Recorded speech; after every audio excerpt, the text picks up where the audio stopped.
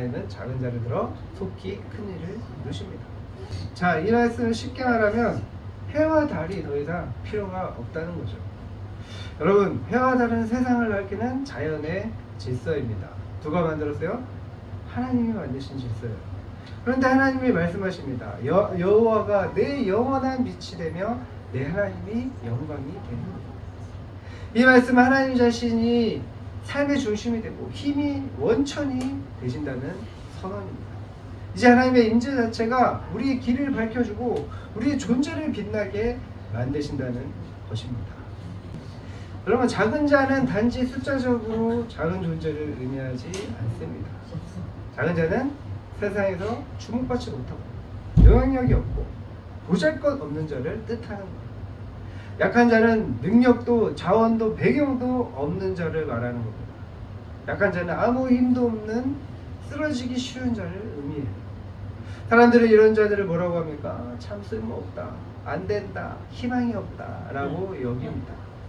그러나 하나님은 그런 사람을 통해서 천명, 한 나라를 움직이는 역사를 일으키신다고 말씀하시는 겁니다. 이 말씀은 인간의 능력이 아니라 하나님의 손에 붙들릴 때 일어나는 놀라운 전환을 의미하는 것입니다. 이건 단순한 위로가 아니에요. 하나님의 주권적 약속인 것입니다. 여기서 중요한 것은 때가 되면이죠. 때가 되면. 그건 뭐예요? 하나님의 카이로스. 하나님의 카이로스. 하나님의 시간이에요. 하나님은 수와 조건에 제한되지 않으십니다. 오직 자신의 시간에 자신의 방법으로 자신의 뜻을 이루시는 분이십니다. 하나님의 역사는 더디 오는 것처럼 보여도 하나님의 정한 때가 되면 누구도 막을 수 없을 만큼 빠르게 이루어집니다. 여러분, 지금까지 제자훈련을 했으니까 잘 알죠? 제자한 사람을 세운다는 것은 정말 너무나 어려운 일입니다. 처음에는 그래도 사람들이 관심을 갖습니다. 한 사람을 얻어서 제자훈련을 시작하는 것도 어렵지만 끝까지 남는 사람은 훨씬 적어요. 예배보다는 훈련이 어렵고 말씀을 듣는 것보다는 말씀을 읽고 공부하고 묵상하는 것은 더 어려운 거예요. 게다가 말씀대로 사는 것은 훨씬 더 어렵죠. 사람을 모으는 이벤트는 할 수 있습니다. 그러나 제자 한 명을 세우는 데는 십수년이 걸립니다. 기도하고 말씀을 나누고 또 기다리고 넘어져도 다시 붙잡고 그 과정이 눈에 보이지 않기 때문에 시시때때로 낙심이 밀려옵니다. 그러나 여러분, 하나님은 눈물로 세운 그 제자 한 사람을 통해서 역사를 이루십니다. 사도 바울도 처음에는 어떻어요? 다메섹의 한 사람이었을 뿐이었습니다. 종교개혁자 마틴 루터도 성경 한 구절 앞에서 무릎 꿇은 한 명의 수도사였을 뿐입니다. 존 웨슬리도 성령의 불에 타올라 골방에서 시작한 한 명의 청년이었어요. 하나님은 늘 작은 자를 통해서 일하십니다. 오병이어도 그랬습니다. 작은 도시 베들레헴도 그랬습니다. 약한 자, 작은 자는 하나님의 방식입니다. 상처 입은 치유자라는 말이 있죠. 과거에 아팠던 자가 그 아픔을 하나님 앞에서 회복하면 오히려 다른 사람을 치유하는 가장 강한 사람으로 세워진다는 의미입니다. 여러분의 약함이 하나님의 역사에 방해가 되지 않습니다. 오히려 하나님은 약함을 통해서 영광을 드러내시는 분이십니다. 실수했던 과거, 실패했던 관계, 깨어진 자존감, 모두 하나님의 은혜로 강한 자가 되는 도구가 될 수 있습니다. 여러분, 여러분에게 약함이 있다면 하나님을 기대하고 하나님의 도우심을 구하십시오. 약함 속에 하나님의 강함이 임할 것입니다. 그러므로 여러분이 지금 하고 있는 제자훈련은 결코 작지 않습니다. 지금 말씀을 배우고 기도하고 또 한 사람을 붙잡고 있는 일은 결코 작은 일이 아닌 거예요. 훗날 1000명을 세우는 씨앗이 될 것입니다. 지금은 도작가도 없어 보이지만 강국을 이루는 기초가 될 것입니다. 하나님은 분명하게 말씀하십니다. 때가 되면 나 여호와가 속히 이루리라. 여기 속히라는 말은 히브리어로 휘시나예요. 휘시나. 기다림 끝에 갑자기 이루어지는 인간의 시간표를 초월한 하나님의 빠른 계획을 의미합니다. 그날이 오면 그 한 사람을 통해 지역이 바뀔 거예요. 작은 교회를 통해 도시가 흔들릴 거예요. 약한 공동체를 통해 민족과 열방이 살아나게 될 것입니다. 여러분, 우리는 지금 씨를 심고 있습니다. 우리에게 하나님은 약속하셨습니다. 작은 자가 천명을 이루리라. 약한 자가 강국을 이룰 것이라. 그러므로 포기하지 마십시오. 하나님은 우리의 수고를 잊지 않으십니다. 작다고 낙심하지 마십시오. 약하다고 멈추지 마십시오.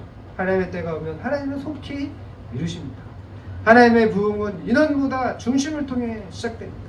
규모보다 눈물의 기도를 통해서 시작됩니다. 프로그램보다 믿음의 한 사람을 통해서 시작되는 것입니다. 지금 우리가 걷는 길이 눈물과 외로움의 길처럼 보여도 그 길 끝에는 하나님의 영광과 열매가 기다리고 있습니다. 하나님은 지금도 찾고 계십니다. 이 시대에 내가 사용할 작은 자, 약한 자는 누구냐? 누가 우리를 위해 갈고? 그리고 말씀하십니다. 때가 되면 나 여호와가 속히 이루리라. 여러분, 우리 교회가 하나님의 약속을 품고 걷는 교회가 됩시다.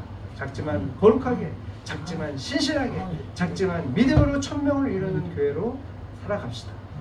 그 모든 것을 열매를 바꾸실 하나님의 때가 오고 있습니다. 그날 그 부흥, 그 영광을 바라보며 지금 이 시간도 한 걸음 더 걸어갑시다. 한 여인이 있었습니다. 그녀는 어린 시절에 부모를 잃고 고아로 자랐습니다. 가난과 차별, 외로움 속에서 매일같이 눈물로 살았습니다.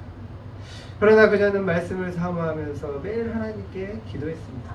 하나님, 제 인생도 사용할 수 있다면 써주십시오. 그 기도는 오랫동안 응답되지 않는 것처럼 보였습니다. 그러나 수년이 지나서 그녀는 수많은 여성 선교사를 훈련시키는 기도학교를 세웠고 또 그곳에서 파송된 사람들이 전 세계에 복음을 전하고 깨어진 여성들의 삶을 치유하는 사역을 감당하게 됐습니다. 그녀는 여전히 세상에는 작은 자였지만 하나님 안에서는 한 나라보다 더 큰 영향력을 가진 자가 된 것입니다. 여러분, 반드시 기억하십시오. 하나님은 지금도 작은 자를 들어서 큰 일을 행하십니다. 하나님의 일은 사람의 크기나 능력에 달려있지 않습니다. 하나님이 함께 하시는 자가 곧 가장 큰 자입니다. 그러니 자신의 자금이나 약함을 핑계대지 마십시오. 하나님께 삶을 드리고 지금 그 자리에서 충실하게 살아가십시오. 하나님은 충성된 자를 통해 가장 위대한 일을 이루십니다. 그리고 하나님은 그 모든 것을 속히 이루신다고 말씀하셨습니다. 지금 그때가 가까이 오고 있습니다. 하나님께 충성해서 작지만 천명을 이루고 약하지만 강국을 이루는 저와 여러분 되시기를 축원합니다. 말씀을 마치겠습니다. 하나님의 영광이 임할 때 우리의 인생은 바뀝니다. 하나님은 버림받은 자를 영원한 기쁨으로 회복하십니다. 세상이 외면한 자리에서도 하나님은 다시 일으키십니다. 여러분의 과거, 심지어 어제까지 실패로 가득해도 하나님의 손에 붙들릴 때 미래는 영광으로 바뀝니다. 하나님은 낮은 자의 삶에 하늘의 부요와 평화를 부어주십니다. 무너진 가정도 상한 마음도 하나님의 통치에 임하면 새로워집니다. 하나님의 다스림에 임할 때 평화와 의가 시작됩니다. 마지막으로 하나님은 작은 자를 통해 큰 역사를 속히 이루십니다. 지금 작고 연약해 보여도 하나님의 시간에 놀라운 부흥의 주인공이 됩니다. 작은 순종, 작은 기도, 작은 헌신을 하나님은 결코 잊지 않으십니다. 그러므로 오늘도 믿음으로 고백하십시오. 주님, 제 인생이 작아도 주의 영광이 임하시면 충분합니다. 주의 때에 주의 방법으로 저를 통해 당신의 나라를 이루어 주옵소서. 하나님의 영광이 임하면 우리의 과거는 회복되고 현재는 부유로 채워지고 미래를 부흥으로 열리게 됩니다. 지금 충실히 하나님과 함께함으로 천명을 이루고 강국을 이루는 저와 여러분 되시기를 축원합니다.